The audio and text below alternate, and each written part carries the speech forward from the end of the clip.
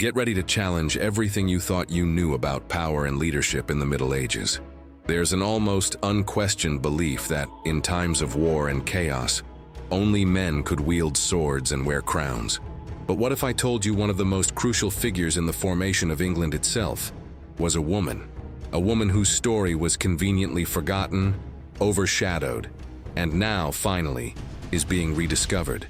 You might not have heard of her in history class, but Æthelflæd, Lady of the Mercians, wasn't just a princess. She was the warrior queen who saved a nation from Viking annihilation. For centuries, the brilliance of her father, Alfred the Great, and her brother, Edward the Elder, dominated the chronicles, relegating Æthelflæd to a secondary role. But the truth is shocking and liberating. In one of the most brutal periods of English history, while kingdoms fell and Viking barbarity threatened to erase an entire culture, it was the strategic mind, unwavering courage, and military leadership of a woman that raised defenses, reconquered lands, and paved the way for unification. We're not talking about a queen behind the scenes, but a commander who led armies, built fortresses, and imposed her will on terrifying Viking chiefs. How did a woman dare to break all the rules and become the lady of war for her people? How did she achieve what many kings could not? And why was her legend silenced? On this epic journey, you'll discover not just the facts, but the indomitable spirit behind one of history's greatest leaders, and how her deeds are finally being brought to light. Prepare to see history through new eyes and understand how a woman, against all odds, rewrote the destiny of a nation. If this story has already intrigued you and made you want to know more, don't forget to hit that like button so more people can discover this extraordinary figure.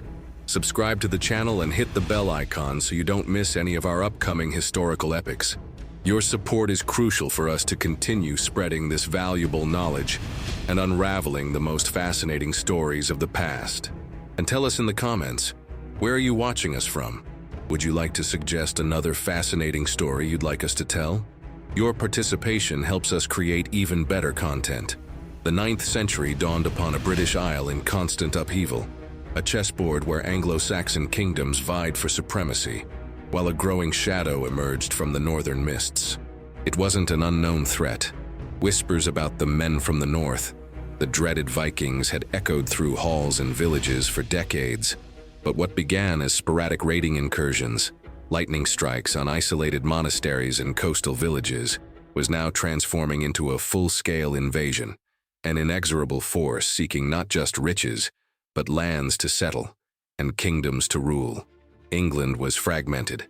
Kingdoms like Northumbria, East Anglia, and Mercia, once regional powers, found themselves disorganized and vulnerable to the ferocity and mobility of Viking fleets. Their armies, though brave, were often outmatched in tactics and numbers. In this scenario of despair and sporadic resistance, a bastion of hope began to emerge in Wessex, the southernmost kingdom. Led by a dynasty that, over time, demonstrated a remarkable capacity for organization and resilience, Wessex positioned itself as the last great Anglo-Saxon bulwark against the Viking tide.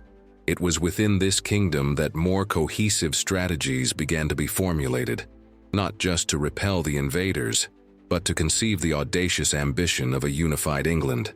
The very landscape of the kingdom reflected the tension, with hastily fortified villages and constant patrols along the coasts and rivers. Anglo-Saxon culture, with its rich traditions of poetry, laws, and Christian faith, saw its very existence threatened. The shadow of the great heathen army, a Viking coalition that terrorized the island, loomed over every village and castle, forcing the Anglo-Saxons to confront not only their faith and culture, but the very idea of their identity as a free people. The resistance was not merely military, but a struggle for the soul of a nation in the making. The need for a strong leader, capable of uniting the fragments of a crumbling England, had never been more pressing. In this crucible of war and transformation, around the year 870, or perhaps a little earlier, a figure was born who would redefine the role of women in Anglo-Saxon history. Æthelflæd, daughter of Alfred the Great, King of Wessex, and his queen, Æthelflæd. She did not enter the world in times of peace. Her childhood and youth were shaped by the constant clang of swords, the roar of Viking longships, and her father's tireless struggle to save what remained of Anglo-Saxon England. From her earliest years, Aethelflaed was immersed in the environment of the Wessex court, a center of resistance and resilience. While many princesses of her era were raised to be mere pawns in arranged marriages, destined to strengthen dynastic alliances and ensure succession, the expectations placed upon Aethelflaed were in some ways different.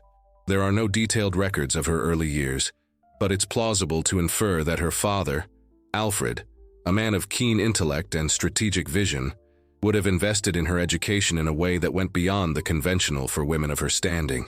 Alfred, who valued learning and culture, is known to have promoted the education of his own children, including his daughters. The constant presence of war and the need for capable, well-informed rulers certainly influenced how he viewed the upbringing of his heirs. Thus, it's likely that Aethelflaed had access to tutors and materials that instructed her not only in traditional feminine arts, but also in matters of state history and perhaps even military strategy, knowledge that would prove crucial in her future. Her life was, from the beginning, a preparation, perhaps unconscious, for the monumental role she would play. The name of Alfred the Great echoed as a symbol of hope and resistance, and his daughter, born under his shadow, inherited not only royal blood, but also the sharp intellect and iron determination that would mark her own epic journey.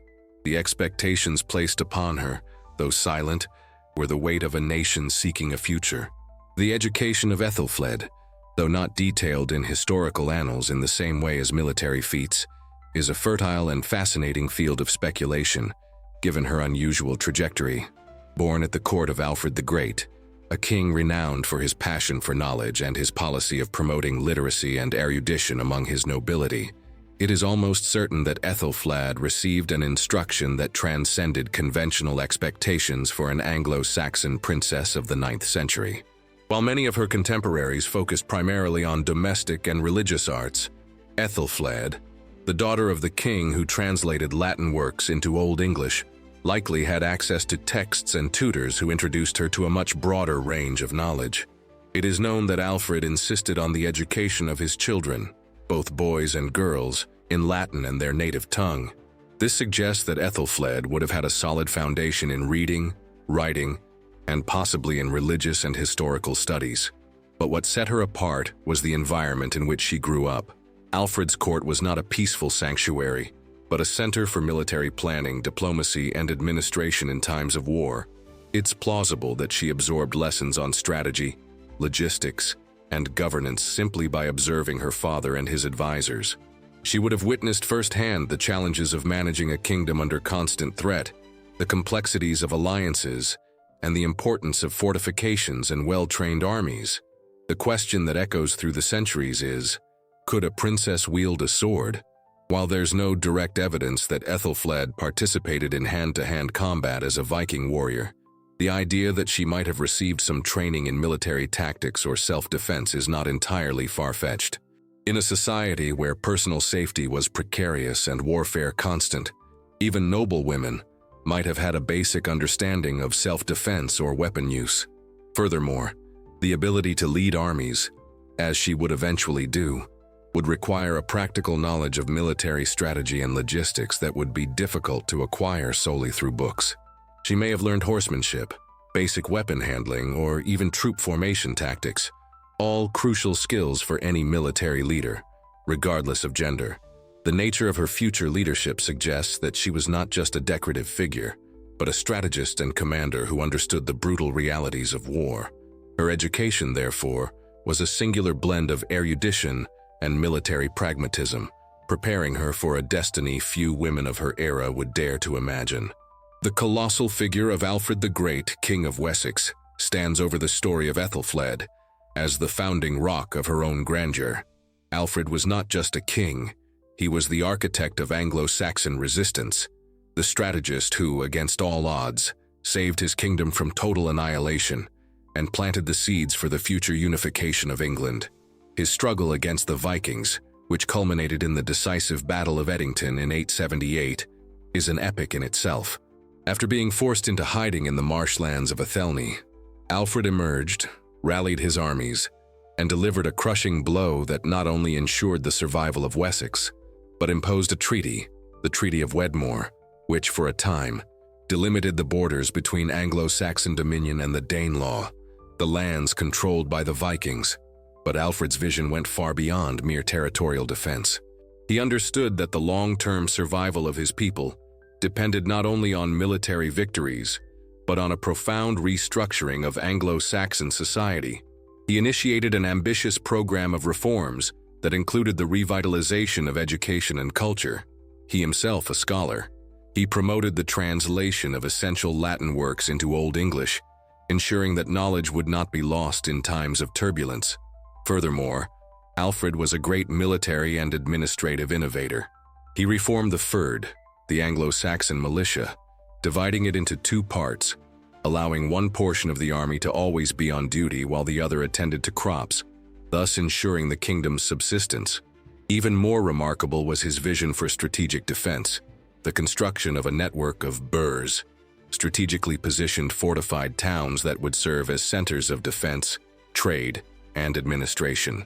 These fortifications were not just strongholds, but vibrant communities, capable of withstanding sieges and serving as bases for military operations. This network of burhs would be one of Alfred's greatest legacies and a fundamental tool in the hands of his daughter, Aethelflaed, in the reconquest of lost lands. Alfred's influence on Aethelflaed was profound. She saw firsthand the weight of the crown, the intelligence needed for diplomacy, the courage required on the battlefield, and the vision for a future beyond war. Her father's resilience, his ability to inspire loyalty, and his unwavering determination in the face of adversity shaped the young princess. She not only inherited his royal blood, but also the indomitable spirit of a king who dared to dream of a united and free England. In the complex chessboard of 9th century Anglo-Saxon politics, royal marriages were not merely unions of love, but intricate strategic maneuvers, alliances forged in the heat of necessity and ambition. The marriage of Æthelflæd, daughter of Alfred the Great, to Æthelred, the ealdorman of Mercia around the year 880, was one such crucial move, a masterstroke aimed at strengthening resistance against the growing Viking threat. Mercia, once the dominant Anglo-Saxon kingdom, had been devastated by the Norse invasions.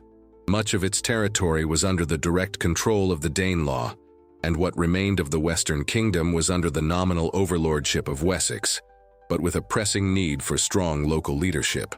Æthelred was not a king, but an ealdorman, a title that denoted great authority and military power, yet still placed him in a position of dependence relative to Alfred.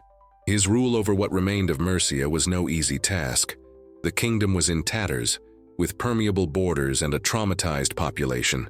The union of Æthelflæd with Æthelred solidified the alliance between the two greatest remaining Anglo-Saxon powers, the military and political strength of Wessex, and the administrative experience and strategic location of Western Mercia. This alliance was not just a non-aggression pact, but a true military and political partnership, crucial for the survival of both kingdoms. The marriage, therefore, sealed the collaboration between Alfred's strategic genius and Æthelred's leadership, a man who demonstrated loyalty and competence in defending his portion of the kingdom. Although the details of their personal relationship are scarce, contemporary chronicles suggest an effective partnership in which Æthelflæd, with her remarkable intelligence and probable education, played an increasingly active role. The presence of the daughter of the great King of Wessex at the Mercian court not only elevated Æthelred's prestige, but also brought with it the vision and strategies developed by Alfred. Mercia, with its central location and important trade routes, was vital for any reconquest plan.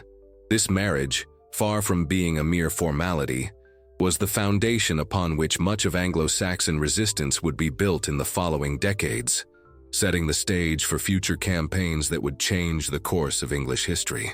Before Æthelflæd's arrival and the solidification of the alliance with Wessex through her marriage to Æthelred, Anglo-Saxon Mercia was a kingdom in deep crisis, a shadow of its former self.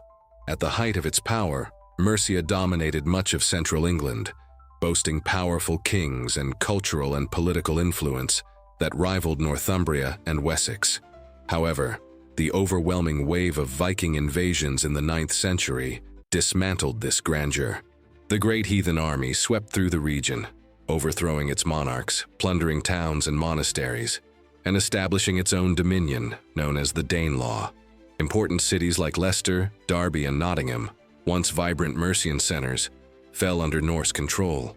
What remained of Mercia was a shadow, a western territory governed by Anglo-Saxon leaders who struggled to maintain cohesion in the face of a constant and relentless threat. Æthelred, the Ealdorman, took command of a land ravaged by war, with its economies disorganized, its population scattered, and its borders constantly violated. Agriculture was precarious, trade was in decline, and law and order were fragile.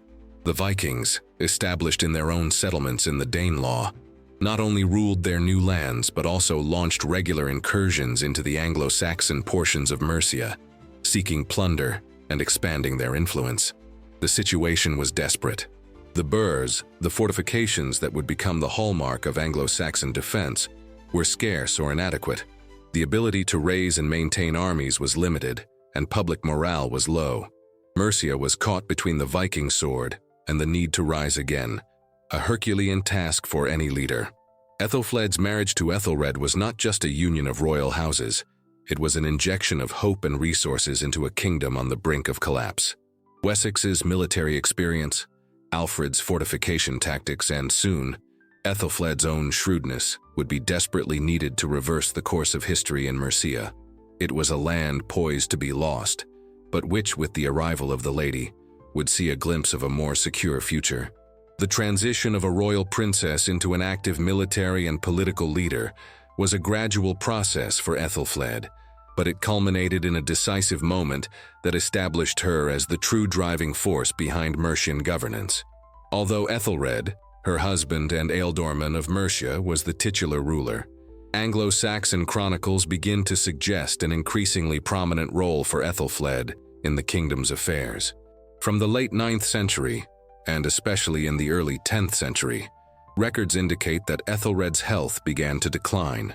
The exact nature of his illness is unclear, but it likely incapacitated him progressively, rendering him unable to fully meet his military and administrative demands.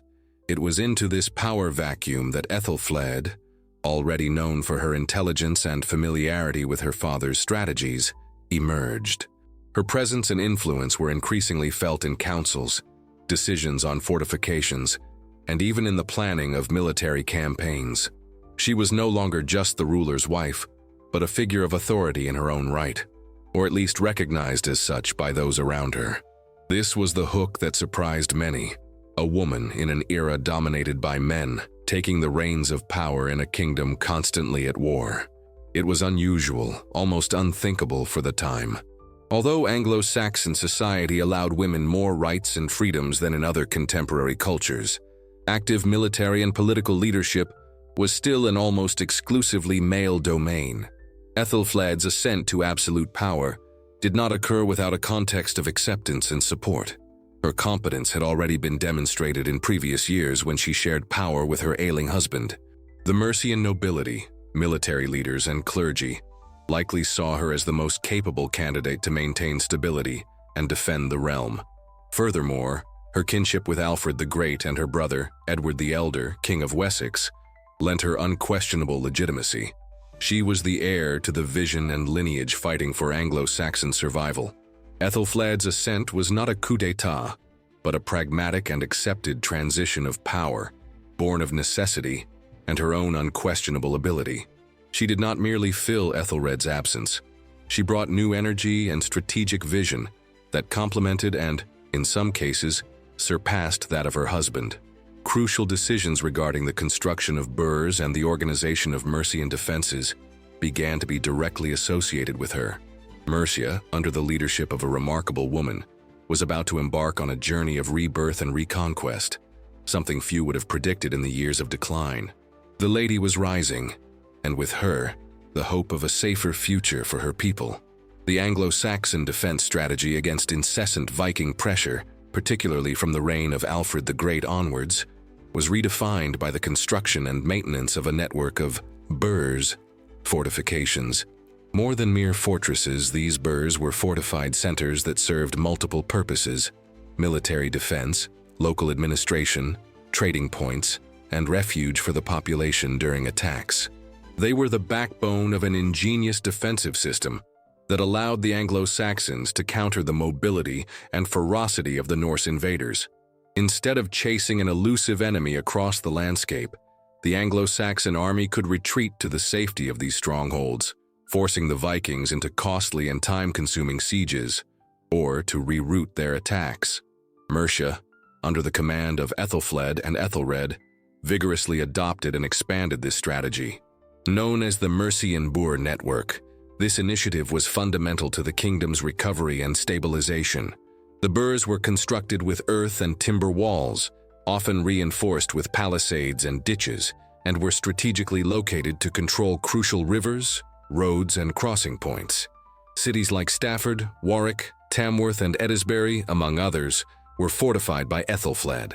These constructions were not minor undertakings. They required an enormous amount of labor, planning, and resources. The planning of a boer involved practical engineering, surveying terrain, mobilizing workers, coordinating supplies, and ensuring the structure could withstand prolonged attacks. Æthelflæd's leadership in this endeavor was remarkable, demonstrating her organizational skill and her understanding of the vital importance of these defenses. She not only ordered construction, she supervised it. These fortresses served as physical barriers against Viking expansion and also as power centers that projected Mercian authority over adjacent territories. A burh's ability to withstand a prolonged siege exhausted Viking resources and diminished their capacity for swift and devastating raids. The boer strategy transformed the landscape of England, solidifying Anglo-Saxon defenses and preparing the ground for the gradual reconquest of the Danelaw lands. Without these strongholds, the fight against the Vikings would have been infinitely more difficult, and Mercia, under the lady's leadership, knew that its survival depended on its defensive robustness. While Anglo-Saxon England strove to contain the Viking advance and rebuild its defenses, an invisible and relentless enemy descended upon the island in 896, a devastating plague. Although contemporary chronicles do not specify the exact nature of the disease, it was likely a form of dysentery or other infectious illness that swept through populations weakened by war, famine, and precarious sanitary conditions. The plague did not discriminate, affecting both Anglo-Saxons and Vikings, and claiming lives across all social strata, from the humblest peasants to royalty and nobility. For Æthelflæd and Aethelred, who were already facing the Herculean challenge of governing a besieged and recovering Mercia, the plague of 896 represented a brutal and unexpected setback. The disease not only decimated the population, but also disorganized military forces, trade routes, and administration. Mobilizing troops, building boers, and supplying food and provisions became even more difficult with the spread of the disease. The death toll was alarming, and the fear of contamination spread faster than any Viking army. Labor was scarce, and the kingdom's response capacity diminished. In this period of deep humanitarian crisis, the leadership of Æthelflæd and Aethelred was put to the test.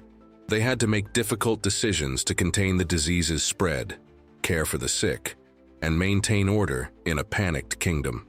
While explicit details of their measures are not available, it's plausible to imagine they included isolating affected areas, encouraging rudimentary hygiene practices, and mobilizing resources to aid the most vulnerable. The disease also had a strategic impact, weakening both sides of the conflict. For the Vikings, the plague meant the loss of warriors and the destabilization of their settlements. For the Anglo-Saxons, it was an ordeal that threatened to undermine hard-won gains.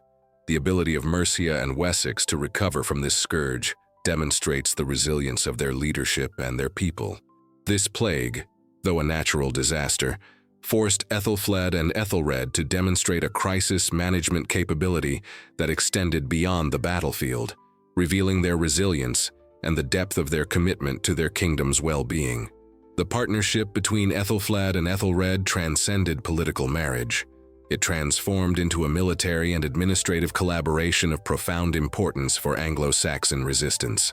Although Aethelred was the ealdorman of Mercia, Anglo-Saxon chronicles and modern historiography suggest that Aethelflaed was not a passive figure, but an active participant, and at many moments, the strategic force behind joint campaigns. Their early campaigns, though not detailed with the same precision as her future solo victories, were fundamental to Mercia's stabilization and the containment of Viking advances. Her presence as the daughter of Alfred the Great, in planning and possibly on the front lines, though as a leader, not a direct combatant, added invaluable moral and strategic weight.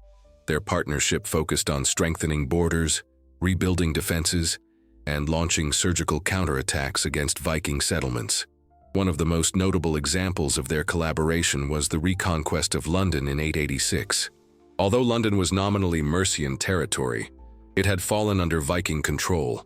Alfred the Great reconquered the city, but handed it over to Æthelred, who, with Æthelflaed's support and probable oversight, rebuilt and repopulated the city, transforming it once again into a vital center for trade and defense. This act demonstrated Alfred's trust in his son-in-law and, implicitly, in his daughter's ability to influence and support such undertakings.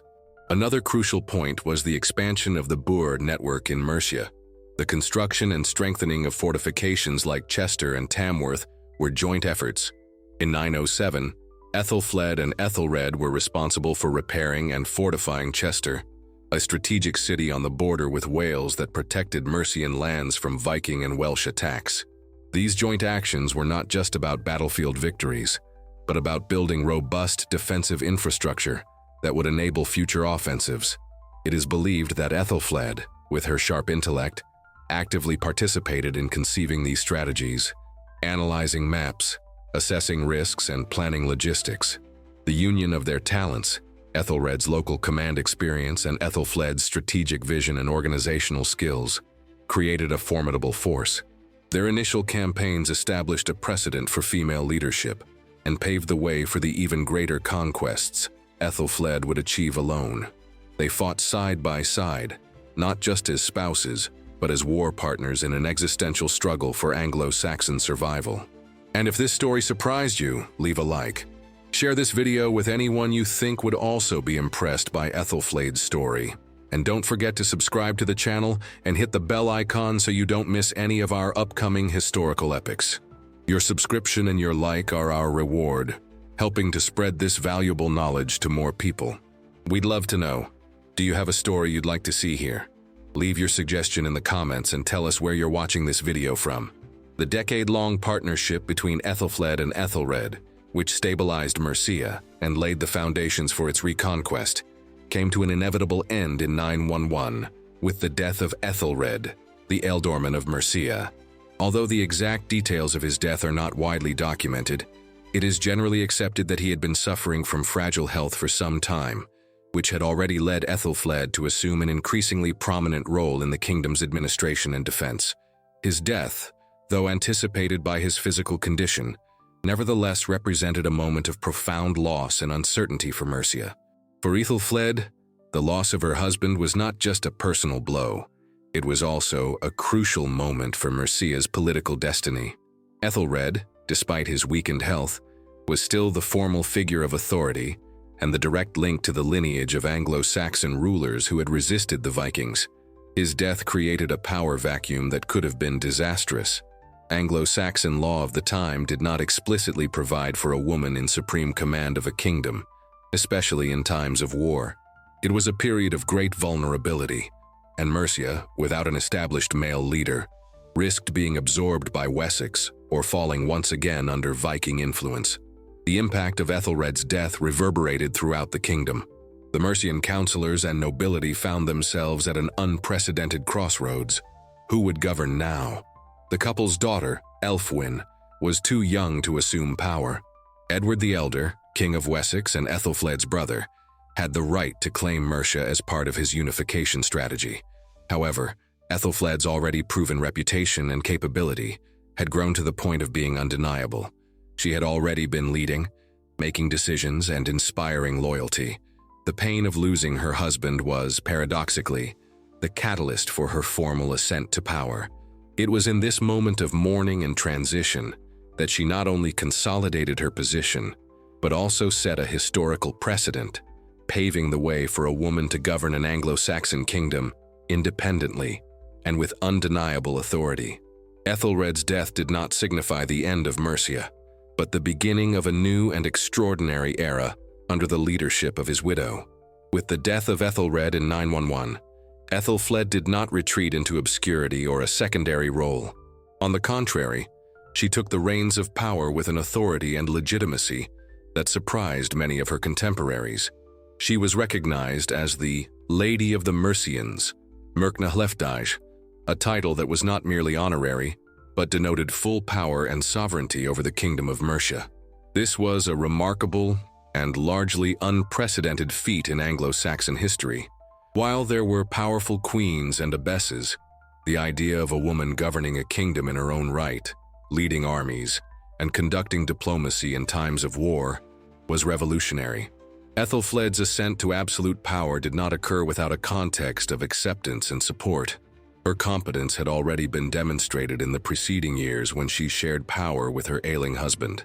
The Mercian nobility, military leaders, and clergy likely saw her as the most capable candidate to maintain stability and defend the realm. Furthermore, her kinship with Alfred the Great and her brother, Edward the Elder, King of Wessex, conferred unquestionable legitimacy upon her. She was the heir to the vision and lineage fighting for Anglo-Saxon survival. As Lady of the Mercians, Æthelflaed not only maintained the existing administration but strengthened it. She presided over councils, issued charters, oversaw the enforcement of law, and, crucially, continued and intensified her father's and husband's strategy of boor construction and military force organization. Her leadership was pragmatic and effective. She knew that Mercia's survival depended on constant vigilance and a swift response capability to Viking threats. Contemporary documentation describes her as a skilled and decisive ruler who knew how to inspire loyalty and coordinate large-scale efforts. She governed not through a male consort, but by her own authority, proving that gender was no barrier to effective leadership, even in a patriarchal society. Her ascent set a precedent that, although not widely replicated, demonstrated the potential and capacity of women to assume roles of power and influence in times of crisis and transformation. Aethelflaed was not just a political figure, she was a symbol of resilience and innovation. Æthelflaed's assumption of the title Lady of the Mercians was not just an act of political recognition, but the beginning of an intense era of reconstruction and reorganization that would transform what remained of Mercia into a vital Anglo-Saxon power. The kingdom she inherited was, in many areas, ravaged by war, with its economy disorganized, its infrastructure in ruins, and its population still recovering from plagues and conflicts. Æthelflaed's task was monumental. She needed not only to defend the kingdom from Viking incursions, but also to revitalize it from within. Her first and most immediate administrative focus was the consolidation of the boor network, the fortified towns. This was not merely about building new strongholds, but about ensuring that existing ones were adequately garrisoned, supplied, and maintained. This required complex logistical organization, mobilizing labor for construction and repairs, recruiting permanent garrisons, and ensuring supplies of food, water, and weapons to withstand sieges. Æthelflaed demonstrated a remarkable capacity for planning and execution in this regard. She didn't just order construction, she supervised it. Beyond defense, Æthelflaed worked tirelessly to restore law and order in Mercia. In times of war, justice and law enforcement could fragment, leading to land disputes, crimes, and social instability. The Lady of the Mercians dedicated herself to revitalizing the courts and ensuring that the law was applied fairly, essential for social cohesion and the loyalty of her people. She also encouraged trade and economic recovery. The fortified towns, boors, were not only defensive points but also market centers where goods could be exchanged securely. By protecting trade routes and ensuring a more stable environment, she stimulated the recovery of agriculture and craftsmanship, which were the basis of the Mercian economy. The organization of Mercia's government under Æthelflæd is also noteworthy. She surrounded herself with loyal and competent advisors, and her court became a center for strategic decisions. The fact that she managed to keep Mercia autonomous and prosper under her leadership, even with her brother's growing power in Wessex, is a testament to her administrative skills. She laid the groundwork for Mercia to be not just a defensive bastion, but a functional and growing kingdom, capable of launching its own offensives and playing a crucial role in the reconquest of England. The rebuilding of Mercia under Æthelflæd was, therefore, an act of insightful and effective governance that prepared the ground for her future military victories and solidified her reputation as an exceptional leader.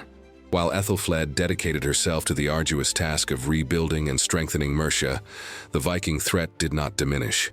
Instead, it regrouped in important Danelaw centers. The 5 boroughs of the Danelaw, Derby, Leicester, Lincoln, Nottingham, and Stamford, were the strongholds of Viking power in central and eastern England. Of these cities, Derby and Leicester represented a particularly pressing threat to Æthelflæd's Mercia. Strategically located, they served as bases for regular incursions into Anglo-Saxon territory, hindering the stabilization and recovery of the Mercian kingdom. Derby, situated in what is now Derbyshire, controlled important land and river routes, and its Vikings were notorious for their ferocity and swift raids. It was a significant military and economic center for the Norsemen, a starting point for their plundering expeditions and a safe haven for their fleets. Leicester, a little further south in present-day Leicestershire, was equally vital. With a central location and a rich history as a Roman and Anglo-Saxon center, Leicester had been transformed into a powerful Viking fortress, capable of projecting power over the Mercian plain. Together, these two cities exerted constant pressure on Mercia's borders, undermining Æthelflæd's authority and threatening the security of her newly built burhs. The presence of these Viking centers prevented Mercia's full recovery. Agriculture in border regions was constantly disrupted, trade was risky, and the population lived under the constant fear of attacks. The existence of the Danelaw, and particularly these Viking city-states, was a fundamental obstacle to the vision of a unified and pacified England. For Æthelflæd, the reconquest of these cities was not just a matter of revenge or territorial expansion, but a strategic and existential necessity. These fortresses had to be eliminated to ensure the security of her kingdom, and to pave the way for the eventual expulsion of the Vikings from the island. The threat was real and constant, and the Lady of the Mercians knew that lasting peace would only come when these Viking strongholds were neutralized. Preparing to confront these Norse bastions would require not only courage and military strength, but also superior tactical intelligence and impeccable logistics, challenges Æthelflæd was more than ready to face. The Anglo-Saxon reconquest of the Danelaw, a military campaign that would forever change the map of England, began largely with Æthelflæd's audacious initiative. After years of defending and rebuilding Mercia, the Lady of the Mercians decided it was time to go on the offensive. The first great objective, both strategic and symbolic, was the city of Derby.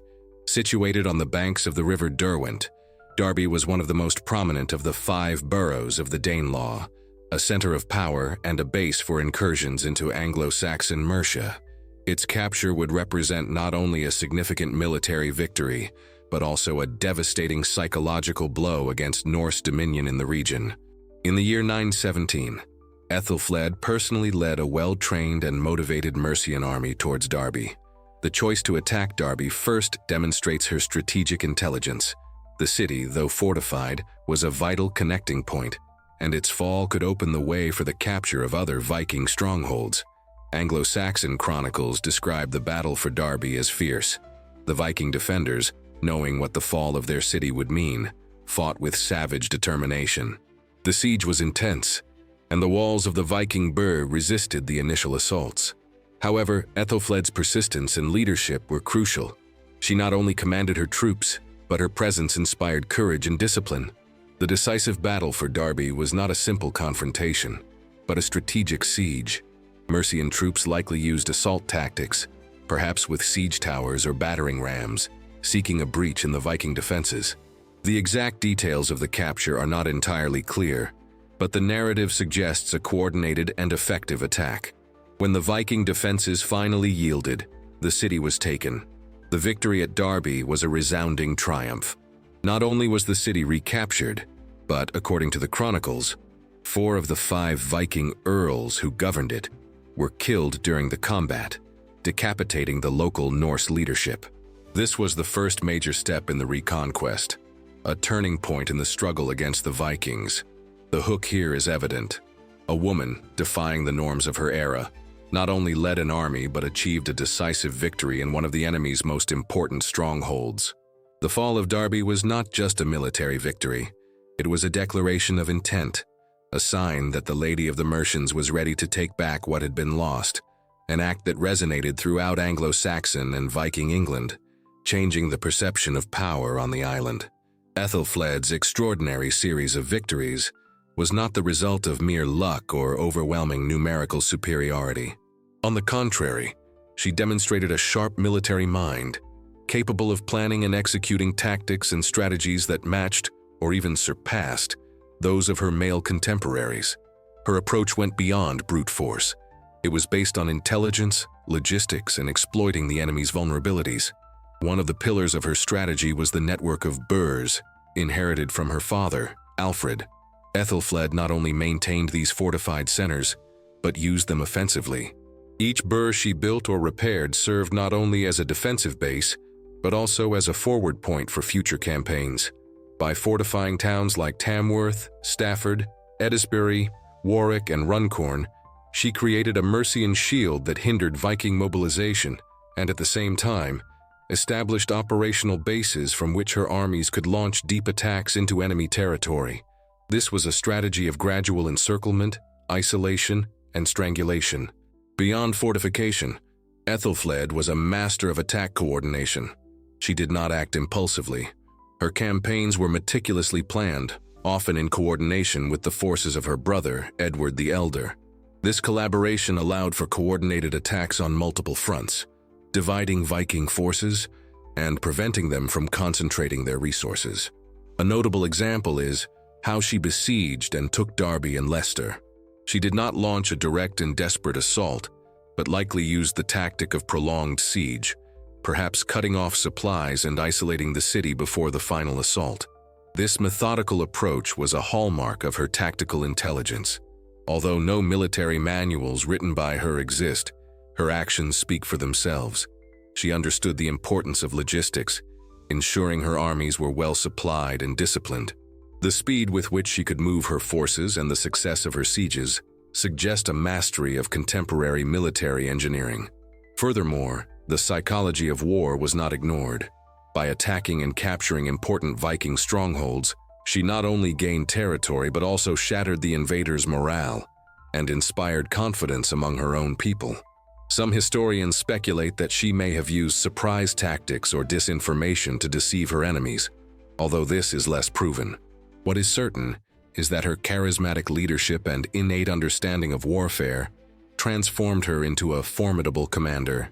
Æthelflæd was not just a warrior in the literal sense, but a first-rate military strategist whose innovations and approaches directly impacted the course of the Anglo-Saxon War against the Vikings, paving the way for the unification of England. The fall of Derby was merely the prelude to an even more ambitious series of conquests led by Æthelflæd. In 918, less than a year after the victory at Derby, the Lady of the Mercians turned her attention to Leicester, another of the 5 boroughs of the Danelaw, and one of the most important centers of Viking power in central England. The capture of Leicester was not just a matter of revenge, but a vital strategic necessity. The city controlled crucial trade routes and served as a launching point for Viking incursions against Anglo-Saxon Mercia. Its possession would consolidate Mercian control over a vast region and open the way for future advances. Æthelflæd's approach to Leicester was marked by her tactical intelligence. Unlike Derby, which was taken by storm, the conquest of Leicester appears to have been the result of a combination of military pressure and astute diplomacy. The siege of the city was rigorous, with Mercian forces likely blocking supply routes and exhausting the resources of the Viking defenders. The Vikings of Leicester, having witnessed the fall of Derby and Æthelflæd's relentless determination, knew that prolonged resistance might be futile. Anglo-Saxon chronicles record that, facing imminent defeat, the Viking inhabitants of Leicester came to their senses and sought peace with Æthelflæd. submitting to her authority. This suggests that the Lady of the Mercians was able to negotiate a surrender, perhaps offering honorable terms or guaranteeing the safety of lives and property in exchange for submission. Such an approach demonstrates not only her military strength, but also her shrewdness as a negotiator, preferring to avoid unnecessary bloodshed and ensure a smoother transition of power. The submission of Leicester was a monumental triumph. The city was incorporated into Mercian dominion, significantly expanding the territory under Æthelflaed's control. This victory had a profound impact. It solidified her power and authority as a military and political leader, reinforcing the belief that she was the most effective force against the Viking occupation. The fall of Leicester not only dismantled another pillar of the Danelaw, but also enhanced Æthelflaed's reputation throughout England, leading even Welsh leaders and other potentates to seek her alliance. With Leicester under her control, the Lady of the Mercians demonstrated that the reconquest was not a distant dream, but a reality being forged with each victory, paving the way for the definitive unification of the kingdom. The history of England's reconquest cannot be told without acknowledging the crucial relationship and strategic collaboration between Æthelflaed and her brother, Edward the Elder, King of Wessex. While Æthelflaed is often celebrated for her independence and solo achievements, it's vital to understand that her successes were intrinsically linked to a strong and functional alliance with her brother.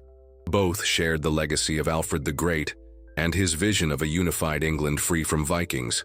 This common vision forged a partnership that, though occasionally marked by inherent tensions in the power dynamic between two powerful rulers, was fundamentally cooperative. Edward, as King of Wessex, led the most powerful kingdom in Anglo-Saxon England. He was also actively engaged in his own reconquest campaigns in the south and east of the Danelaw.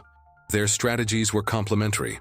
While Aethelflaed methodically advanced on the 5 boroughs in the center, Edward focused on Lincolnshire and East Anglia. This coordinated approach divided Viking forces, preventing them from concentrating their resources on a single front. Their collaboration was not limited to synchronizing attacks. There is evidence that the armies of Wessex and Mercia operated jointly in certain campaigns, providing mutual support when needed. For instance, in 913, while Æthelflaed was fortifying Tamworth, Edward was building burhs in Hertfordshire and Essex, encircling and isolating the Vikings of East Anglia. Cooperation extended to diplomacy. When Viking or Welsh leaders sought alliance or submission, they often addressed both rulers, recognizing their joint authority. The relationship between Æthelflaed and Edward was not one of subservience, but of de facto equality in terms of military and strategic leadership. Even if Edward held the title of king, she was an autonomous ruler who led her own army and made her own decisions, but always with the understanding that the greater cause was the unification of England under a single Anglo-Saxon crown. Mutual trust and respect for each other's competence formed the basis of this alliance. Without this collaboration, the pace and success of the reconquest would have been considerably slower, and perhaps even unfeasible. The partnership between Æthelflaed and Edward the Elder stands as a testament to the strength that unity of purpose can achieve in times of great adversity, and an example of how siblings, despite their own ambitions, can work together for a greater goal. The struggle against the Vikings in the 9th and early 10th centuries was not merely a series of isolated battles. It was the manifestation of a grand vision that hovered over the hearts and minds of the Wessex monarchs, the idea of a unified England. This ambition, sown by Alfred the Great, was deeply embraced and shared by his children, Æthelflaed and Edward the Elder. For them, the expulsion of the Norse invaders was only the first step. The ultimate goal was to transcend the borders of the ancient Anglo-Saxon kingdoms and forge a single, powerful nation under one crown. This vision of an England was, for the time, revolutionary. The kingdoms of Northumbria, Mercia, East Anglia, and Wessex had distinct and often conflicting histories and identities. However, the common Viking threat forced a reconsideration of priorities. Fragmentation was a weakness that the invaders relentlessly exploited. Unity, on the other hand, promised strength, stability, and a more secure future for the Anglo-Saxon people. Æthelflaed and Edward, though governing distinct realms, Mercia under Æthelflæd's leadership and Wessex under Edward, worked in synchronicity with this larger objective in mind. They were not merely defending their own territories, they were systematically reconquering lands that would form the pillars of this new nation. The construction of burhs was not just for local defense, but to create a network that interconnected and protected the future kingdom. The joint and coordinated military campaigns they launched against the Danelaw were calculated moves to dismantle Viking power and integrate territories under Anglo-Saxon control. For Æthelflæd, unification was not just a political ideal, but a deep conviction about the destiny of her people. She saw herself not only as the Lady of the Mercians, but as a fundamental piece in building something greater. Her successes in Derby, Leicester, and later in York were not just victories over an enemy, but concrete steps towards the realization of this dream. This shared vision drove her decisions, her alliances, and her tireless dedication to war. Alfred's legacy lived on through his children, who transformed the ideal of a cohesive Anglo-Saxon realm into a tangible military and political strategy, paving the way for what would one day be the Kingdom of England. The dream of a united England, therefore, was not a distant utopia, but a pragmatic goal, pursued with determination by two of the most remarkable leaders of their era. While the great campaigns against the Danelaw strongholds, like Derby and Leicester, captured the imagination, the Anglo-Saxon reconquest was equally shaped by a series of minor conquests, yet with major impact, that fragmented Viking power and consolidated Anglo-Saxon dominion. Æthelflæd and her brother Edward the Elder did not limit themselves to obvious targets. They systematically dismantled the Viking power structure across central and eastern England. Two of these crucial victories, illustrating the methodology and effectiveness of their strategy, were the captures of Tempsford and Bedford. Tempsford, located in East Anglia, was a vital Viking center, serving as a base for the Viking Earl of Bedford and his followers. It was a strategic point that allowed deep incursions into Anglo-Saxon territory. In 917, Edward the Elder's forces launched a devastating attack against Tempsford. The battle was a resounding success for the Anglo-Saxons. The Viking Earl, his son, and many of his followers were killed in the fighting, and the town was captured. This victory not only eliminated an immediate threat, but also opened the way for the reconquest of other parts of East Anglia and Bedford. Although this was a victory for Edward, it is an integral part of the combined strategy aimed at isolating and crushing Viking power centers. The conquest of Bedford soon after, in the same year, was another significant blow. Bedford, a strategically important town, was also under Viking control. Its fall, likely to Edward's forces, marked the elimination of yet another Viking stronghold and the consolidation of Anglo-Saxon control over a vast and rich area. The capture of Bedford was not just a military victory, it was a vital step in securing the borders between Wessex and Mercia, facilitating movement and coordination between Æthelflæd's and Edward's armies. These victories, while they may seem minor compared to the great falls of cities like Leicester, had an immense strategic impact. They disrupted Viking supply lines, undermined their morale and response capability, and allowed the Anglo-Saxons to establish new burhs to consolidate their gains. Each of these conquests, no matter how small the settlement, was one less piece of land under Viking control and one more step towards unification. They demonstrated the persistence and coordination of the Reconquest campaign, proving that the combined strategy of Æthelflæd and Edward was working step by step to expel the invaders and build a new nation. Æthelflæd's remarkable saga in the Reconquest was not based solely on brute force and military strategy. She was also a master of diplomacy and persuasive power. In a period where war was constant, the ability to negotiate, to secure submissions without bloodshed, and to forge alliances was as crucial as skill on the battlefield. Æthelflæd demonstrated this capability on several occasions, leveraging her growing reputation and the fear she inspired in her enemies. After her overwhelming victories at Derby and Leicester, and with the imminent threat of her advance, several Viking leaders and even some Danish communities began to reconsider their allegiance. They saw the ineffectiveness of resisting such a relentless and strategic leader.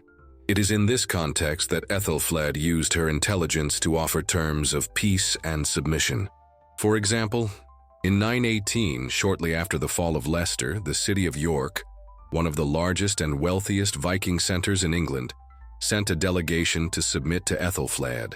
The leaders of York, seeing the unstoppable Anglo-Saxon advance and fearing the arrival of other Vikings from Ireland, sought the protection of the Lady of the Mercians. This voluntary submission, although not fully realized before her death, demonstrates the strength of her reputation and her negotiating power. Beyond the Vikings, Aethelflaed also maintained complex and often diplomatic relations with Welsh leaders. Instead of treating them as inevitable enemies, she sought alliances and agreements, recognizing the importance of securing her western borders while focusing on the Viking threat to the east. There are accounts that Welsh kings from Gwynedd and Dyfed sought her protection, even submitting to her in 916 and 917, after some Mercian incursions into Welsh territory. This show of force, followed by an offer of overlordship, reveals a shrewd understanding of the regional power politics.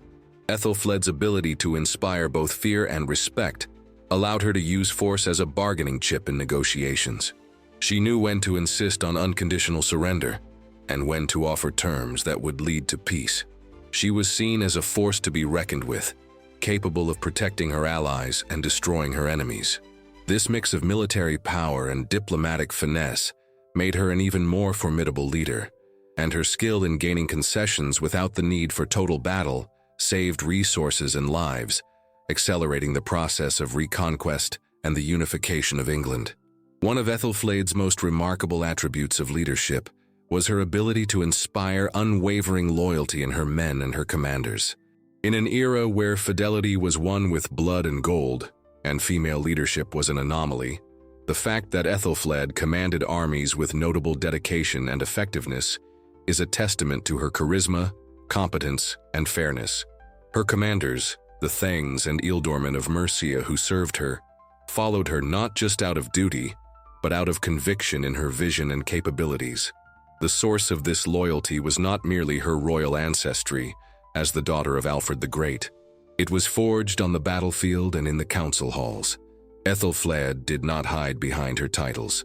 She was actively involved in campaign planning, burr logistics, and the critical decisions that affected the lives of her soldiers and her people. This inspired confidence. When she led the siege of Derby, it wasn't an order given from afar, but a command from a present and engaged leader, sharing the risks and rewards with her men. Her fair treatment, the demonstration of her military intelligence and her unwavering determination, likely ensured that her commanders deeply respected her. They saw in her not a weak woman, but a shrewd strategist and an effective ruler. The chronicles, though concise, suggest that she had a strong capacity to inspire and motivate. It's probable that she maintained a circle of trusted advisors, listening to their opinions, but always making the final decisions with authority. This dynamic of mutual respect between her and her generals was crucial for the success of her campaigns. Furthermore, the loyalty of her men manifested in the discipline and effectiveness of her forces. Æthelflaed's armies were known for their ability to besiege and capture Viking burhs, which required impeccable coordination and high morale. This is only possible with commanders who trust their leader and with soldiers who believe in the cause. The Lady of the Mercians did not just demand loyalty. She cultivated it through her own demonstration of courage, intelligence, and commitment to the security and prosperity of her kingdom. Her ability to galvanize her men around a common goal, the liberation of Mercia and the unification of England, is one of the greatest proofs of her mastery as a leader. As Æthelflaed's fame spread throughout the Anglo-Saxon kingdoms, and crucially, among Viking settlements, her image began to transcend that of a mere ruler, taking on the contours of a legendary warrior.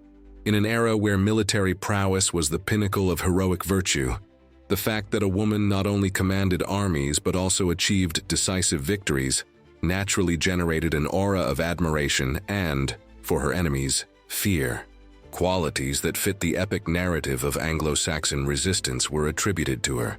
For her allies and subjects, Æthelflæd was seen as the Mother of Mercia, a protective figure and a courageous leader, worthy of comparison to her father, Alfred the Great.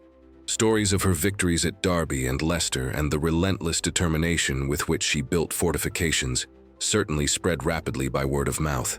In a world where information was transmitted by storytellers and poets, each new conquest added a layer to her legend. She was the personification of hope in dark times, proof that Anglo-Saxon resistance could, in fact, triumph over the invaders. For the Vikings, Æthelflæd's image was likely tinged with a mix of respect and apprehension. They were warriors by nature, and recognized strength and cunning on the battlefield, regardless of who possessed them. Being defeated by a woman must have been, for some, a humiliation, but for others, a sign that the Anglo-Saxons had found a new and unexpected strength. The Anglo-Saxon Chronicle, though written by monks, who might have had their own views on the role of women, records her deeds with evident admiration, using terms like excellent in her command and wise in warfare. It is probable that legends about her exist that were not formally recorded, tales of her personal bravery or her cunning in moments of danger. While there is no proof that she physically fought in combat, her leadership on the battlefield was real, and that alone was enough to fuel folklore. She became the Lady of War, in a very real sense, inspiring tales that would be passed down through generations. Her reputation was not just that of a wise ruler, but of a true warrior, who stood equal to the greatest kings and commanders of her era, an image that still resonates today. The culmination of Æthelflæd's ambitions and the ultimate goal of her reconquest campaign was the capture of York, the capital of the Viking kingdom of Northumbria, and the largest and richest Norse center in England. York was not just a city, it was a symbol of Viking dominion and a crucial strategic point for any plan to unify the island. Its capture would mean the collapse of Viking authority throughout much of Northumbria and the consolidation of Anglo-Saxon power. For Aethelflaed, the liberation of York was a clear and pressing objective. After her overwhelming victories at Derby and Leicester, and with her reputation as a relentless and successful leader, Æthelflæd's influence grew exponentially. By this point, her fame was such that, in 918, the leaders of York, the Danish dwellers of the city, and according to the chronicles, even some Norse kings from Ireland, who saw Æthelflæd's advance as inevitable and feared the invasion of new Viking groups, sought peace with the Lady of the Mercians. They were willing to submit to her, recognizing her sovereignty in exchange for protection. This was a moment of great diplomatic triumph, as it meant that York, the heart of the northern Danelaw, could fall into Æthelflæd's hands without a bloody siege. However, this grand dream of reconquering York was not fully realized in Æthelflæd's lifetime. At the peak of her campaign, and on the verge of sealing the city's submission, the Lady of the Mercians fell ill. On June 12, 918, she passed away in Tamworth, Mercia, the very town she had fortified and transformed into a bastion of her power. Her abrupt death meant that York's formal submission, though negotiated and agreed upon in principle, could not be completely concluded by her. The fall of York was, in fact, an event that occurred shortly after, but not under her direct leadership. It was her brother, Edward the Elder, who finally received the submission of York's leaders after Æthelflæd's death, consolidating the gains she had initiated. This tragic hook highlights the impact of her death. She was on the verge of her greatest conquest, and the vision of a unified England was almost within her grasp. Death prevented her from seeing the full realization of her goal, but it did not diminish the importance of her efforts and her influence on the future of York and England itself. She paved the way for unification, even if the final crown went to her brother. The death of Æthelflæd in 918 raised a question of paramount importance and, for the time, extraordinarily controversial. Who would succeed her as ruler of Mercia? In a profoundly patriarchal society, where military and political leadership was almost exclusively reserved for men, the idea of a woman on the Mercian throne was already an anomaly, albeit a successful one.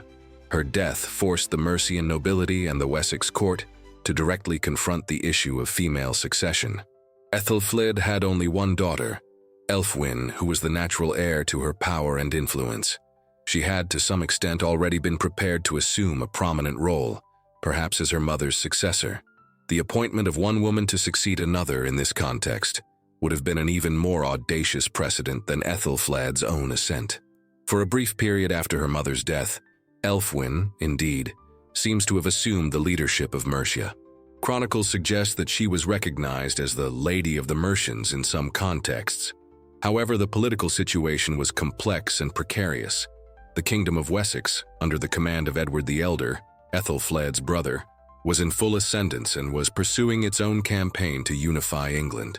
Mercia's autonomy, even under an ally like Aethelflaed, was a potential challenge to Edward's vision of a single Anglo-Saxon kingdom.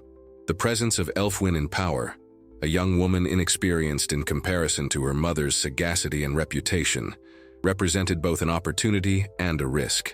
The dilemma was clear: allow a woman to continue to rule Mercia independently, or incorporate the kingdom back into Wessex's direct control. The question was not just about the gender of the successor, but about Mercia's autonomy itself. The final decision, as we shall see, would favor the consolidation of Wessex's power. The fate of Ælfwine and autonomous Mercia was sealed, not by weakness but by the ambition of a unified kingdom. Æthelflaed's succession, therefore, highlighted the tension between tradition and the exceptionality of her leadership, and the price her autonomy would cost Mercia in the name of unification. The death of Æthelflaed in 918 left an immense power vacuum in Mercia. The leader who had forged a path of reconquest and established an unprecedented standard of female leadership had left a single heir, her daughter, Ælfwine. Ælfwine's role in history is unfortunately brief and, for many, tragic, as her ascent to power lasted only a few months. Nevertheless, her brief presence on the Mercian political scene is a testament to her mother's legacy and the complexities of royal succession in an era of new kingdom formation.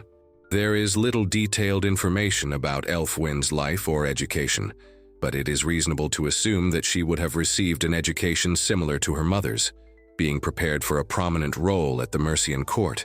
She would have grown up observing Æthelflaed's leadership, the complexity of kingdom administration, and the incessant struggle against the Vikings. The fact that she was, for a short period, recognized as Æthelflaed's successor, even if informally or with the support of a Mercian faction, shows that the idea of a female ruler was no longer so unthinkable, largely due to her mother's extraordinary success. However, the political reality was relentless. Edward the Elder, Æthelflaed's brother and King of Wessex, had clear ambitions for the unification of all England. Mercia's autonomy, even under the leadership of his niece, represented an obstacle to this vision. Edward acted swiftly after his sister's death. In a decisive and politically astute move, he took control of Mercia for himself, as recorded in the Anglo-Saxon Chronicle. Although there are no reports of violence or forced deposition, it is widely accepted that Ælfwine was removed from power. Ælfwine's exact fate after her deposition is not completely clear. Some historians suggest that she may have been sent to a convent, a common practice for princesses whose political ambitions could pose a threat to established power. Regardless of her personal fate, the future of autonomous Mercia was sealed. Ælfwine's brief regency represents the last gasp of a once independent kingdom that, under her mother's leadership, had risen from the ashes. Æthelflaed's legacy of female leadership was thus an isolated moment, not a new line of female succession for Mercia, but a crucial step in the unification of a new nation under a single crown.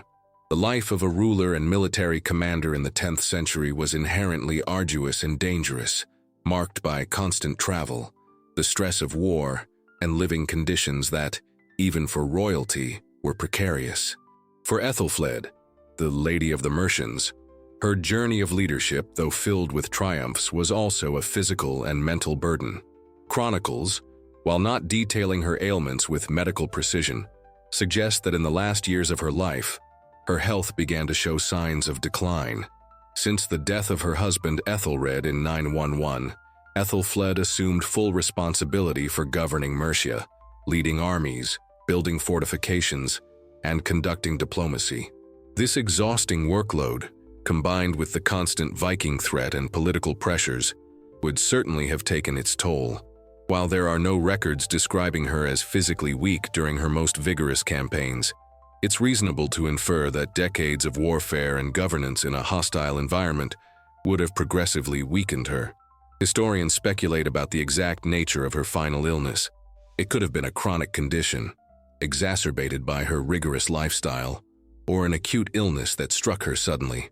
The fact is that in the year 918, at the height of her power and on the verge of sealing York's submission, her health betrayed her. Her death, which occurred on June 12, 918, was relatively sudden, suggesting a rapidly progressing illness or a sudden collapse of an already exhausted body. The fragility of her health, even if not a widely explored theme in chronicles celebrating her victories, is a reminder of the humanity behind the legendary figure. She was not immune to the diseases of her time. Her ability to continue leading and conquering, even with a body perhaps already weakened, only underscores her remarkable willpower and determination. The irony is that death reached her at the moment of her greatest imminent glory, preventing her from seeing the full realization of her dreams of unification. The signs of her health's decline, though subtle in the records, mark the end of an era and open the way for the transition of power, an event that would be decisive for the future of Mercia and England. The epic reign of Æthelflæd, the Lady of the Mercians, came to an abrupt end on June 12, 918. She passed away in Tamworth, one of the many fortified towns, burhs she had diligently built and consolidated throughout her rule. Her death was an event of immense impact, not only for Mercia, which lost its most formidable leader, but for all of Anglo-Saxon England, which was in the midst of a decisive campaign to expel the Vikings and unify. The timing of her death was particularly significant. Aethelflaed was at the peak of her power and influence, fresh from a series of impressive victories that had dismantled Viking power in the 5 boroughs of the Danelaw. She had just negotiated the submission of York, the Viking capital of Northumbria, a step that would have sealed the unification of much of England under Anglo-Saxon leadership. Her sudden absence created a power vacuum and uncertainty that could have reversed many hard-won gains. The exact causes of her death are unknown. The lack of detail in contemporary annals is common for natural deaths of royal figures, but it suggests she did not die as a result of assassination or battle. As mentioned, her health was likely already compromised by the stress and demands of her role. Her death was, therefore, a natural event, but with profound political consequences. For Mercia, the loss of Æthelflæd was a devastating blow. She was the personification of resistance and hope, the leader who had transformed a kingdom on the brink of collapse into an offensive force. Her charismatic leadership and military shrewdness were irreplaceable. The mourning for her death would have been deep among her people and her commanders, who saw her as a savior. The impact of her death also extended to the rest of England. Edward the Elder, her brother, had to act quickly to consolidate the gains and ensure that his sister's death did not destabilize the unification campaign. The Lady of the Mercians was buried with honors in the monastery of St. Oswald in Gloucester, which she herself had founded and for which she had great affection. Her tomb became a place of reverence, and her legacy, though momentarily overshadowed by unification under Wessex, would endure in memory and history as that of the woman who not only governed, but led a nation at war towards its freedom. Her last breath did not end the struggle, but marked the transition to the next phase of English history. The death of Æthelflæd reverberated throughout Mercia like an unexpected thunderclap, plunging the kingdom into a period of mourning and uncertainty. For the Mercians, she was not merely a ruler, but the mother of Mercia, the leader who had guided them through years of war and who was on the verge of sealing their greatest victory. The loss of such a central and charismatic figure, especially at the height of a reconquest campaign, was a profound shock. Records suggest a period of great consternation and perhaps apprehension about the kingdom's future. The transition of power was therefore the immediate challenge. With Æthelflæd's death, the natural heir was her daughter, Ælfwine, and for a brief period, Ælfwine appears to have been recognized as the Lady of the Mercians. Chronicles, though brief, indicate that she assumed her mother's role, perhaps with the support of factions within the Mercian nobility, who wished to maintain the kingdom's autonomy. However, this transition was far from stable or guaranteed, especially given Wessex's ambitions. The Mercian nobility found itself at a crossroads. On one hand, there was loyalty to Æthelflæd's lineage and the desire to preserve Mercian identity and autonomy. On the other hand, there was the reality of the growing power of Edward the Elder, King of Wessex, who was not only Ælfwine's uncle, but also the primary architect of Anglo-Saxon unification. Edward had the vision and the means to absorb Mercia into his own dominion, consolidating a single English kingdom. He had already established a series of burhs and consolidated his control over the southeast. The mourning for Aethelflaed quickly intertwined with political maneuvers. Edward acted with speed and decisiveness. He could not allow an autonomous Mercia, especially under a young and inexperienced leader, to destabilize the grand unification project that his sister and he had built. The transition, therefore, was conducted to ensure Mercia's absorption by Wessex, a move that, while ending Mercian autonomy, was a decisive step toward the formation of the Kingdom of England. The mourning for Æthelflaed was a period of great change, culminating in the reconfiguration of England's political map, a testament to the power and influence that a single woman had exerted over the destiny of a nation. The succession following Æthelflaed's death was a moment of delicate political balance, and for a short and precarious period, her daughter, Ælfwine, was the central figure in Mercia. The brief regency of Ælfwine, though sparsely documented in detail, represents the last gasp of an autonomous Mercian kingdom, and a testament to the remarkable precedent her mother had established. After Æthelflaed's death in June 918, Ælfwine, who was a young woman, presumably took control of Mercia. Anglo-Saxon chronicles are ambiguous, but the implication is that she was recognized, at least by a Mercian faction, as her mother's legitimate successor in governing the realm. Ælfwine's ascent to power, even if ephemeral, is significant. It demonstrates that female leadership, while still uncommon, was no longer entirely unthinkable after Æthelflaed's extraordinary success. The experience of a woman ruling and leading effectively had set a precedent. However, Ælfwine did not possess the same military reputation, political experience, or unwavering willpower as her mother. She was an inexperienced ruler in a time of immense turbulence and political ambition. Her time in power was extremely short. Chronicles record that just a few months after Æthelflaed's death, sometime in late 918, Edward the Elder, the King of Wessex, and Ælfwine's uncle, acted. Edward, who had collaborated closely with Æthelflaed in the reconquest, had a clear vision of a unified England under his own crown. The existence of an autonomous Mercia, even under the leadership of his niece, could be an obstacle to this unification. Edward deprived Ælfwine of her power, or took control of Mercia for himself. As the chronicles state, there is no mention of armed resistance or bloodshed, suggesting that the transition was peaceful but imposed. Ælfwine was effectively deposed. Although her later fate is not clearly recorded, she may have been sent to a convent or married and lived a more discreet life. Her brief regency marks the end of Mercia's political independence. The kingdom, which had been a bastion of resistance under Æthelflaed, would now be formally incorporated into the growing power of Wessex. Æthelflaed's legacy of female leadership was thus an isolated moment, not a new line of female succession for Mercia, but a crucial step in the unification of a new nation under a single crown. The death of Æthelflaed and the brief, precarious regency of her daughter, Ælfwine, paved the way for one of the most decisive events in the history of England's formation, the annexation of Mercia by Wessex. This was the final hook for Mercian autonomy, a move that consolidated the power of Edward the Elder and forever transformed the political map of the island.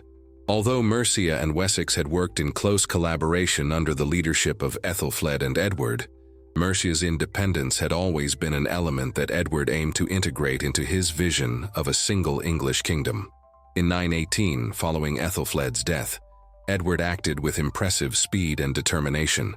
The Anglo-Saxon Chronicle succinctly records that, in the same year that Æthelflaed, the Lady of the Mercians, died, her brother, King Edward, took for himself the town of Tamworth and all the land of the Mercians that had been subject to Æthelflaed. This act was not a military assault but a political consolidation. The absence of the formidable Æthelflaed, combined with Ælfwine's inexperience and Edward's ambition for unification, created the perfect conditions for him to assume direct control. The annexation of Mercia meant the end of Mercian autonomy as a distinct kingdom. Mercia's laws, administration, and military forces were gradually integrated into Wessex's system. Mercian ealdormen, who once swore fealty to their own lady, now reported directly to the King of Wessex. This was a crucial move for the creation of a unified English kingdom. With Mercia under his direct control, Edward had an unparalleled power base extending from the south to the center of England, allowing him to further pressure the last Viking strongholds. While some historians suggest that the Mercian nobility might have harbored resentment for this loss of autonomy, the truth is that the process was relatively peaceful. The long-standing alliance with Wessex, the still-present Viking threat, and Edward's reputation as a competent leader likely facilitated the transition. Aethelflaed's legacy, though culminating in the annexation of her own kingdom, was not diminished. On the contrary, her military conquests and her governance skills had paved the way for unification. Mercia was absorbed, but its spirit of resistance and its contributions were fundamental to the formation of the kingdom that would become England. The annexation marked the end of an era, but the beginning of a new and more powerful nation. The annexation of Mercia by Wessex after Æthelflaed's death was not the end of a story, but a crucial chapter in the larger narrative of England's unification. The actions of Æthelflaed, in collaboration with her brother, Edward the Elder, were the pillars that sustained and accelerated this process, which would culminate in the formation of a single English kingdom. Before them, the idea of a united England was more of a distant dream, an aspiration fragmented among the various Anglo-Saxon kingdoms. With their strategies and conquests, they made it an imminent reality. The combined strategy of building and maintaining burhs, fortifications that protected borders and served as bases for advances, was fundamental. Æthelflaed with her network of Mercian burhs, and Edward, with his own constructions in Wessex and newly conquered lands, created a defensive and offensive grid that gradually surrounded and crushed the Danelaw. Each reconquered Viking town, Derby, Leicester, Stamford, Nottingham, Lincoln, was not just a local victory but a step towards the total reconquest of the island. Æthelflaed's role was especially significant due to her actions in the heart of England.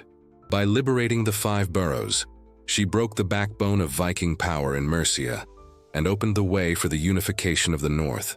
Her negotiations with the leaders of York, even if not concluded in her lifetime, demonstrated the influence she wielded over the remnants of Viking power in Northumbria and prepared the ground for the final submission of that important city.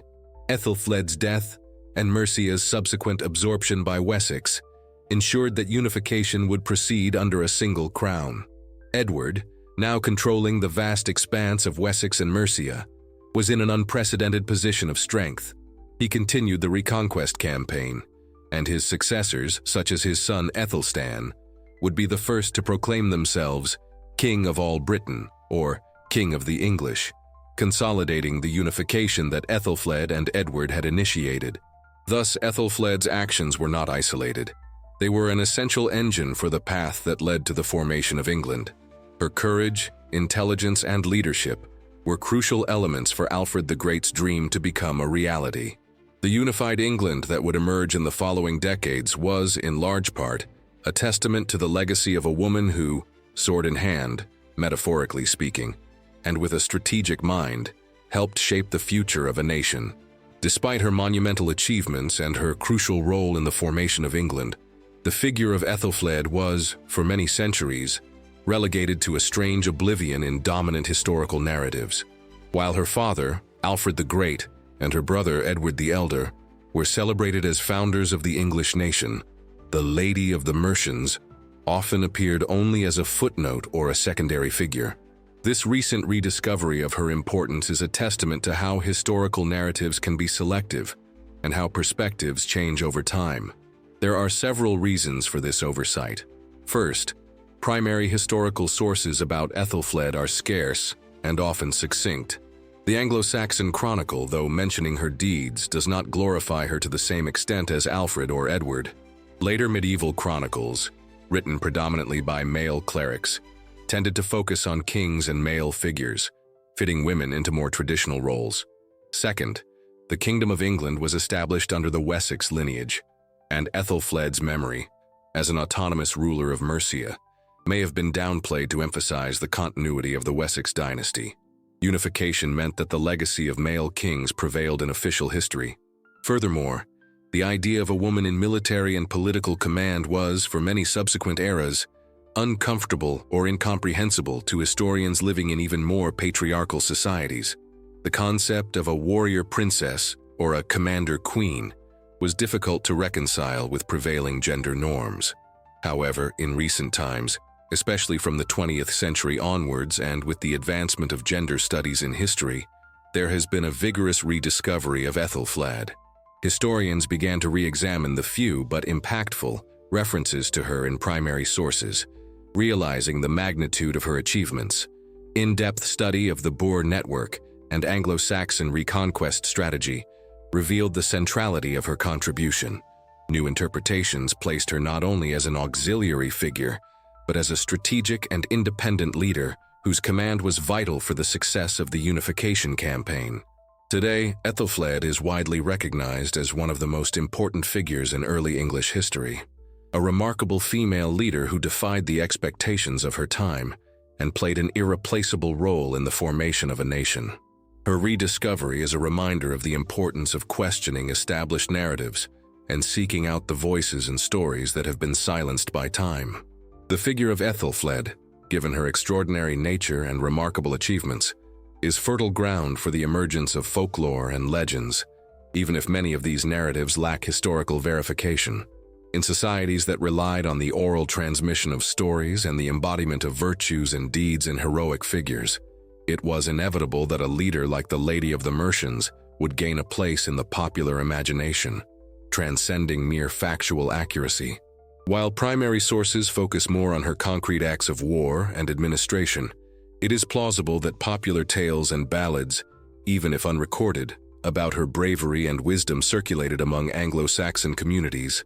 We could imagine stories of her cunning in outsmarting the Vikings, her courage in inspecting fortifications under construction, or even her inspiring presence on the battlefield. It's no wonder that the idea of a woman wielding a sword, even metaphorically, could have transformed into a legend of a warrior princess who fought side by side with her men, defying all conventions. It's possible that her name and actions became intertwined with mythical Anglo-Saxon figures, or that elements of her real story were exaggerated to serve moralistic or entertainment purposes. For example, the story of her refusal to have sexual relations after the birth of her daughter, cited in some medieval sources as an act of piety or devotion, could have been interpreted in various ways, perhaps as a sign of her purity or her total dedication to her people's cause, elevating her to an almost legendary status of saintliness. Folklore may also have perpetuated Æthelflæd's image as a tireless protector. Towns she fortified, such as Tamworth or Warwick, might have local legends about her presence or her blessing, transforming her into a guardian figure against evil. While there isn't a vast collection of proven legends directly linked to her, the very fact that her story is so unique and powerful in the Anglo-Saxon era suggests that she was a natural candidate for folklorization. These legends, even without strict factual basis, serve to illustrate the deep impression Æthelflæd left in her time and how societies shaped the memory of their heroes. She became, at the very least, an archetype of strong female leadership and resistance against oppression, a legacy that continues to inspire and be rediscovered in popular culture today. The fact that her story still resonates and inspires the creation of new narratives is proof of the enduring strength of her figure. The death of Æthelflæd in 918 and the subsequent absorption of Mercia by Wessex did not mark an end, but rather the dawn of a new era for the British Isle, the emergence of unified England.